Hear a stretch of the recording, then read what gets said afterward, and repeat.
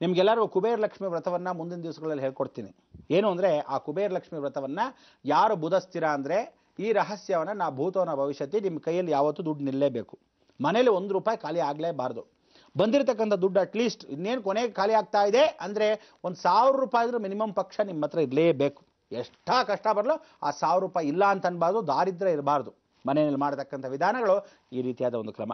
ಅದರಿಂದ ನೀವೆಲ್ಲ ಏನು ಮಾಡಿ, ಮೊದಲನೇದಾಗಿ ಕುಬೇರ ಲಕ್ಷ್ಮಿ ಪೂಜೆ ಮಾಡೋಕ್ಕೆ ಏನು ತರಬೇಕು ಎತ್ತ ಅಂತ ರಹಸ್ಯವಾಗಿ ಇನ್ನೊಂದು ದಿವಸ ತಿಳಿಸ್ಕೊಡ್ತೀನಿ.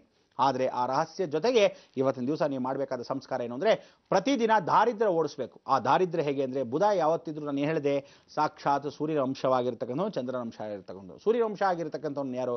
ಪರಮೇಶ್ವರ. ಅದಕ್ಕೆ ನಾವು ಏನೋ ಸೌರಾಷ್ಟ್ರಂಚ ಸೋಮನಾಥಂಚ, ಅಲ್ಲಿ ಸಮುದ್ರ ತೀರದಲ್ಲಿ ಇರತಕ್ಕಂಥ ಸೋಮನಾಥ. ಚಂದ್ರನ ಅಂಶವಾಗಿರ್ತಕ್ಕಂಥ ಬುಧ ಅಂದರೆ ತಂದೆ ಅನ್ಸ್ಕೊಂಡು ತಂದೆಯಾಗಿರ್ತಕ್ಕಂಥವ್ನು ಚಂದ್ರ ಬುಧನಿಗೆ. ಇನ್ನು 50% ಈ ಕಡೆ ಗುರು ಅಂಶವಾಗಿರ್ತಕ್ಕಂಥವನು ಸಾಕ್ಷಾತ್ ಮಲಗಿರೋ ನಾರಾಯಣ ಸ್ವರೂಪದಲ್ಲಿ ಇರ್ತಕ್ಕಂಥವನು ಯಾರು? ಶ್ರೀಮನ್ನಾರಾಯಣ ಅಂಶದಲ್ಲಿ ತ್ರಿವೇಂದ್ರಂ ಅನಂತ ಪದ್ಮನಾಭ. ಅನಂತ ಪದ್ಮನಾಭ, ಪದ್ಮನಾಭ ಅಂದರೆ ಕಮಲದ ಹೂವು ಎಲ್ಲಿ ನೀರಲ್ಲಿದ್ದಾಗ ಇವನು ಪೂಜೆ ಮಾಡ್ತಾ ಇರೋದು ಪರಮೇಶ್ವರ. ಅದಕ್ಕೋಸ್ಕರ ಈಶ್ವರನ್ನೇ ಪೂಜೆ ಮಾಡ್ತಾ ಇರೋ ಮಹಾವಿಷ್ಣು ನಿದ್ರಾವಸ್ಥೆಯಲ್ಲಿದ್ದಾಗ ನೀರಿನ ಅಂಶದಲ್ಲಿ ಪರಿವರ್ತನೆ. ಇವರಿಬ್ಬರ ಅಂಶದಲ್ಲಿ ಕೂತಿರ್ತಕ್ಕಂಥ ಸೋಮಾಸ್ಕಂದರ್ ಅಂತ ಏನು ಹೇಳಿದೆ, ರಾಮೇಶ್ವರ ಯಾತ್ರೆಯಲ್ಲಿ ಸುಬ್ರಹ್ಮಣ್ಯ. ಅದಕ್ಕೆ ಇವತ್ತು ನೀವು ಮಾಡಬೇಕಾದ 2 ದೇವರ ಪೂಜೆ. ಆ 2 ದೇವರ ಪೂಜೆ ಮನೆಯಲ್ಲೇ ಮಾಡ್ಕೊಳ್ತಕ್ಕಂಥ ವಿಧಾನ. ಅದಕ್ಕೆ ನೀವೇನು ಮಾಡಿ, ಮನೆ ಅಡುಗೆ ಮನೆಯಲ್ಲಿ ಇನ್ನು ಮೇಲೆ ಪ್ರತಿದಿನ ಇದು ನಮ್ಮ ಸಂಸ್ಕಾರ ಏನು ಅಂದರೆ ಒಂದು ಅಕ್ಕಿಯನ್ನು ಒಂದು ಪಾವಲ್ಲಿ ಒಂದು ಪುಟಾಣಿ ಪಾವು ತೊಗೊಳ್ಳಿ. ಇದು ಅಂಗಡಿಯಲ್ಲಿ ಕೊಂಡ್ಕೊಂಬಂದ್ರೂ ಪರವಾಗಿಲ್ಲ, ಪುಟಾಣಿದು. ಕಬ್ಬಿಣದ ಪಾವು ಆದರೆ ಒಳ್ಳೆಯದು, ಅಥವಾ ಸ್ಟೀಲ್ ಪಾವು ಆದರೆ ಅದು ಕಬ್ಬಿಣದ್ದೇ, ಎಲ್ಲ ಒಂದೇ, ಕಬ್ಬಿಣದ ಪಾವು. ಈ ಪುಟಾಣಿ ಪಾವಲ್ಲಿ ಪೂರ್ತಿ ಅಕ್ಕಿಯನ್ನು ತುಂಬಬೇಕು.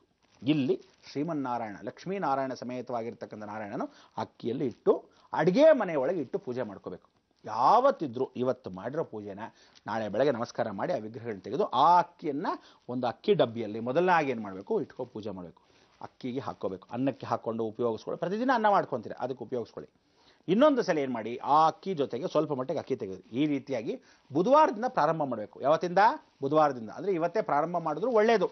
ಆ ರೀತಿಯಾಗಿ ಅಕ್ಕಿಯನ್ನು ಇಟ್ಕೊಂಡು ಈ ಅಕ್ಕಿಯನ್ನು ಒಂದು ಪಟ್ಟಣದಲ್ಲಿ ಕಟ್ಕೊಂಡ್ರೆ ಸಾಕು. ಅಕ್ಕಿ ಡಬ್ಬಿ ಏನಿದೆ ಅದರೊಳಗೆ ಇಟ್ಬಿಡಿ. ಅಕ್ಕಿ ಡಬ್ಬಿ ಒಳಗಿಟ್ಬಿಡಿ. ನೀವು ಅಕ್ಕಿ ಡಬ್ಬಿ ಖಾಲಿ ಆದ್ರೂ ಏನು ಅಕ್ಕಿಯನ್ನು ಕಟ್ಟಿ ಒಂದು ಪಟ್ಟಣದಲ್ಲಿ ಇಟ್ಟಿರ್ತೀರಾ ಖಾಲಿಯಾಗಿರಲ್ಲ. ಅದೇ ರೀತಿಯಾದ ಒಂದು ದಾರಿದ್ರ್ಯವಾಗಿರ್ತಕ್ಕಂಥ ವಂಶ ನಿರ್ವಂಶವಾಗಿರ್ತಕ್ಕಂಥ ಎಷ್ಟೋ ವಂಶಗಳು ಹೊಟ್ಟೋಗಿರೋದೇ ಅದಕ್ಕೆ ದಾರಿದ್ರ್ಯಕ್ಕೆ.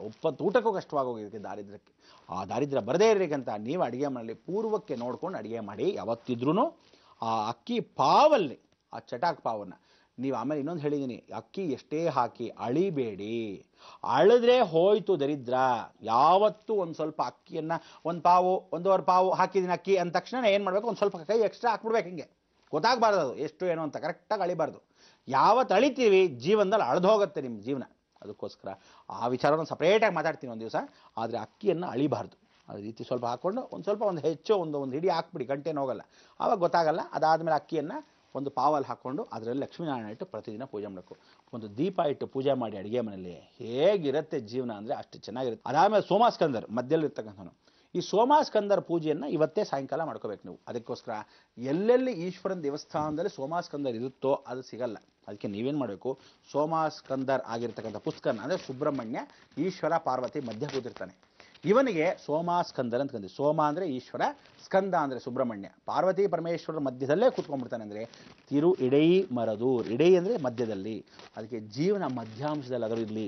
ಕೆಳಗೆ ಹೋಗೋದು ಬೇಡ, ಮೇಲೆ ಹೋಗೋದು ಬೇಡ, ಸ್ಥಿರವಾಗಿ ನಡ್ಕೊಂಡು ಹೋಗಲಿ ಅಂತ ಸುಬ್ರಹ್ಮಣ್ಯ.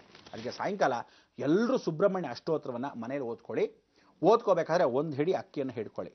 ಈ ಅಕ್ಕಿಯನ್ನು ಬೆಳಗ್ಗೆ ಪೂಜೆ ಮಾಡಿರ್ತಕ್ಕಂಥ ಅಕ್ಕಿಯನ್ನು 2 ಒಟ್ಟಿಗೆ ಇಟ್ಕೊಂಡು ಮನೆಯಲ್ಲಿ ಸಂತೃಪ್ತಿಯಾಗಿರ್ತಕ್ಕಂಥ ಜೀವನವನ್ನು ಮಾಡಬೇಕು. ಇವತ್ತಿಂದಾನೇ ಸೋಮವಾಗಿರ್ತಕ್ಕಂಥ ಅನುಗ್ರಹವನ್ನು, ಚಂದ್ರನ ಅಂಶ ಅಂದರೆ ಅಕ್ಕಿ, ಆ ಅಕ್ಕಿ ಚಂದ್ರನಾಂಶ ಇರೋದ್ರಿಂದ ಪೂಜೆ ಮಾಡೋದು ಸುಬ್ರಹ್ಮಣ್ಯನಿಗೆ. ಸೋಮಾಸ್ಕಂದರ ಪೂಜೆಯನ್ನು ಸಾಯಂಕಾಲ ದಿವಸ ನೀವು ಮಾಡಬೇಕಾದೇನೆಂದರೆ ಸುಬ್ರಹ್ಮಣ್ಯ ಅಷ್ಟೋತ್ತರವನ್ನು ಭಾಳ ಚೆನ್ನಾಗಿ ಓದ್ಕೊಳ್ಳಿ. ಇಷ್ಟನ್ನು ಓದ್ಕೊಂಡ್ರೆ ಅನುಗ್ರಹಪೂರ್ವಕವಾಗಿ ಸಿಗುತ್ತೆ. ಆ ಅಕ್ಕಿಯನ್ನು ಮಾತ್ರ ಯಾವ ಕಾಲಕ್ಕೂ ಖಾಲಿ ಮಾಡಬೇಡಿ. ಒಂದು ಡಬ್ಬಿಯಲ್ಲಿ ಕಟ್ಬಿಟ್ಟು, ಒಂದು ಅಕ್ಕಿ ಡಬ್ಬಿ ನೀವೆಲ್ಲ ಅಕ್ಕಿಯನ್ನು ಹಿಡ್ಕೊಂಡಿರ್ತೀರೋ ಆ ಅಕ್ಕಿ ಒಳಗಡೆನೆ ಇದನ್ನು ಹಾಕ್ಬಿಡಿ. ಯಾವತ್ತು ಪ್ಲಾಸ್ಟಿಕ್ ಕವರಲ್ಲಿ, ಒಂದು ಚಿಕ್ಕ ಪ್ಲಾಸ್ಟಿಕ್ಕಲ್ಲಿ ಇಂಥದ್ದೆಲ್ಲ ಅಕ್ಕಿ ಇಡಬೇಡಿ. ಯಾವತ್ತು ಅಕ್ಕಿ ಇಡಬೇಕಾದ್ರೂ ಕಬ್ಬಿಣದಲ್ಲೇ ಅಕ್ಕಿ ಇಡಬೇಕು. ಗಮನ ಇರಬೇಕು. ಶನಿ ಸ್ಥಿರವಾಗಿಡಿಸ್ತಾನೆ. ನೀವು ಪ್ಲಾಸ್ಟಿಕ್ಕಲ್ಲಿ ಇಟ್ರಿ ಹೋಗಿತ್ತು.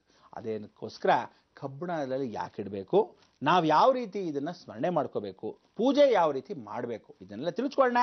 ಸಮಯ ಇರುತ್ತೆ. ಆದರೆ ಇವತ್ತಿಗೆ ಕ್ಷಮಾ ಅನುಗ್ರಹತೆ ಸಿದ್ಧಿ ಅಂತ ಕ್ಷಮಿಸಪ್ಪ ಭಗವಂತ ಅಂತ ಪ್ರಾರ್ಥನೆ ಮಾಡ್ಕೋಬೇಕು. ಏನು ಕ್ಷಮಿಸ್ಬೇಕಂತೆ, ಎಲ್ಲೆಲ್ಲಿ ದುಡ್ಡಿಟ್ಟಿದ್ದೀನೋ, ಖರ್ಚಿಲ್ಲದೆ ಇಟ್ಕೊಂಡು ಕೂತಿದ್ದೀನಿ, ಗಂಡ ಸೇರಿಸ್ತಾನೋ ಹೆಂಡತಿ ಸೇರಿಸ್ಬಿಡ್ತಾಳೋ, ಖರ್ಚನ್ನ ಇವತ್ತು ಮಾಡ್ಕೊಳ್ಳೇಬೇಕು. ಎಲ್ಲೆಲ್ಲಿ ಇಟ್ಟಿದ್ದೀರಾ ಇವತ್ತು ಜ್ಞಾಪಿಸ್ಕೊಂಡ್ರೆ ನಾಳೆಗೆ ಅಕೌಂಟ್ ಕ್ಲೋಸ್ ಆಗ್ಬಿಡುತ್ತೆ. ಹುಷಾರ್. ಲೋಕ ಸಮಸ್ತ ಸುಖಿನೋ ಭವಂತು. ಸನ್ಮಂಗಳಾನಿ ಭವಂತು.